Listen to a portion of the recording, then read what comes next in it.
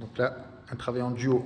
Tout à fait, nous sommes là devant les photos peintures de Théotime Dupin et Geoffrey Ribert, désolé, qui travaillent ensemble, donc qui partent, c'est les séries des miscellanées, qui partent sur une base de plaques de métal, de pigments purs et de mouvements très primitifs qui sont le souffle, la main, l'étalement, pour venir créer une sorte de chaos sur ce matériau, oxyder cette matière première, ce support premier.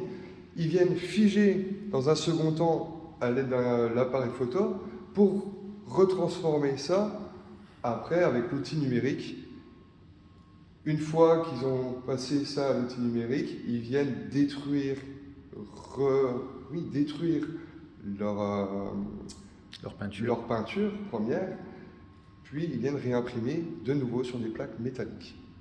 C'est super intéressant aussi pour moi parce que je trouve que la peinture, comme plein d'autres choses, on s'en aperçoit pas, mais on la voit beaucoup plus en reproduction qu'en vrai.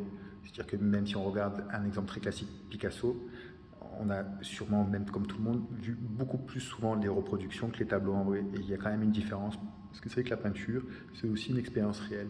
Et là, j'aime que ça joue avec cette ambiguïté-là d'une certaine façon. Et leur place et l'intérêt de ces peintures ici sur les chemins de la peinture, c'est aussi le rapport à des outils très additionnels, le pigment, le souffle, les doigts très primitifs, avec l'instrument numérique qui est actuel. On a des peintures numériques qui sont. C'est vrai.